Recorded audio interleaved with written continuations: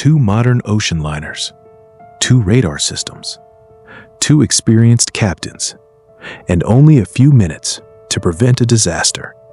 But instead of passing safely, the ships kept moving toward each other. What's even more surprising is that both captains believed they were making the correct decision. On the evening of July 25, 1956, the Italian liner Andrea Doria was sailing toward New York. More than 1,700 people were on board.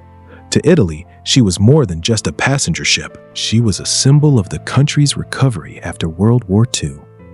She featured luxurious interiors, the latest radar technology, and modern safety systems. Many experts considered her one of the safest ocean liners ever built. At the same time, the Swedish liner Stockholm was sailing in the opposite direction. Between them was a thick wall of fog. Neither crew could see the other ship. They had to rely entirely on radar, and that's where everything began to go wrong. Both bridges were watching their radar screens. Both crews knew another ship was approaching, but they interpreted the information differently. The officers aboard Andrea Doria believed the 2 ships would pass port to port, a standard and safe maneuver. The crew aboard Stockholm believed they would pass starboard to starboard. Neither captain realized that the other ship had reached the exact opposite conclusion. Each crew continued making what seemed like the correct maneuver. Without knowing it, they were steering directly toward each other. At 11:10 p.m., the fog suddenly opened just enough for both crews to see the other ship with their own eyes, not on a radar screen, but directly ahead.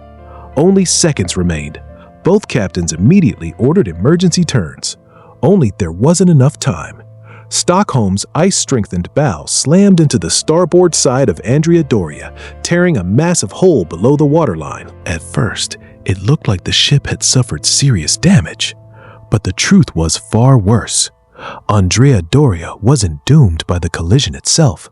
She was doomed by what happened inside the ship during the next few minutes. After the collision, many passengers believed the worst was already over. They heard a powerful impact. They felt the enormous ship shake beneath their feet. But Andrea Doria was still floating, and that became the most dangerous illusion of that night. The ship was not sinking immediately. There was no instant panic, no feeling that a disaster was already unfolding. People did not yet know that within only a few hours, this luxurious ocean liner would be fighting for survival. While passengers tried to understand what had happened, the crew was already moving into action. Engineers rushed down into the damaged sections of the ship, and what they discovered changed everything. Seawater was rapidly flooding inside the hull. But the water itself was not what frightened them the most, but was the angle of the ship. At first, the tilt was almost impossible to notice. A glass on a table slowly began to move. Objects inside cabins shifted slightly. Passengers thought it was just the movement of the ocean. But after a few minutes, it became clear. This was not the waves. This was the ship itself. Andrea Doria was losing its balance. But why couldn't such an advanced ocean liner survive? The answer was not only the size of the damage. The real problem was hidden deep inside the ship's design. Andrea Doria was built with a system of watertight compartments. The idea was simple. The hull was divided into separate sections, and if one area flooded, the water would be contained. In theory, even serious damage should not have caused the entire ship to sink. That was why the crew initially believed the situation could still be controlled. But the collision happened in the worst possible location. The bow of Stockholm tore into the side of Andrea Doria below the waterline. Several compartments began filling with water almost immediately. And then another problem appeared. After crossing the Atlantic Ocean, many of the ship's fuel tanks were nearly empty. Earlier, thousands of tons of fuel had helped maintain the ship's balance.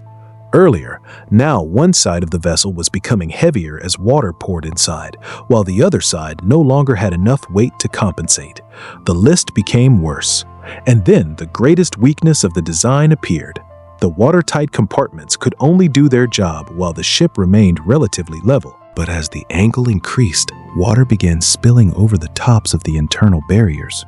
It entered areas that had not even been damaged during the collision. The disaster was now accelerating. The more water entered the ship, the more it tilted, and the more it tilted, the faster the water spread into new sections. It had become a deadly cycle. The ship was still floating, but every minute was working against it. At that moment, Captain Piero Calamai understood the terrible truth. Andrea Doria could no longer be saved. The mission had changed.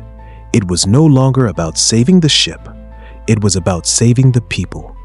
More than 1,700 passengers and crew members were still on board, and one question remained: would rescuers reach them in time before the ocean claimed Andrea Doria forever? When it became clear that Andrea Doria could no longer be saved, the mission changed. The goal was no longer to rescue the ship. It was to save the people. The crew sent out a distress signal, and ships across the Atlantic began moving toward the disaster. The most important rescue ship was the French liner Île-de-France. Its captain understood the danger and immediately changed course. But on board Andrea Doria, every minute mattered. The ship continued to tilt. The corridors became difficult to walk through, and many lifeboats on one side of the ship could no longer be launched safely. Passengers had to hold onto walls and railings just to reach the evacuation points. Despite the chaos, the crew remained organized. Their actions helped save hundreds of lives. Among the survivors was a young girl named Linda Morgan, who was seriously injured during the collision, but was rescued after being trapped inside her cabin. Hours after the impact, rescue ships finally arrived. Their lights appeared in the darkness, bringing hope to the passengers waiting on the damaged liner. The evacuation began. Children and injured passengers were moved first. People were transferred across the dangerous gap between ships as Andrea Doria slowly continued its final descent. In total, more than 1,700 people were saved. In total, but 46 lives were lost. Almost 11 hours after the collision, on July 26, 1956, Andrea Doria disappeared beneath the Atlantic Ocean. The ship sank to a depth of about 75 meters, where it remains today. But the mystery did not end with the sinking. The world still wanted to know who was responsible for the disaster. Was it a radar mistake, a navigation error, or a series of decisions made in the wrong moments? The investigation never gave a final answer. But Andrea Doria became a reminder that even the most advanced ships can fail when technology, human judgment, and the power of the ocean collide. Today, her wreck still rests on the ocean floor. Once she was a symbol of luxury and progress. Now she is one of the most famous shipwrecks in history.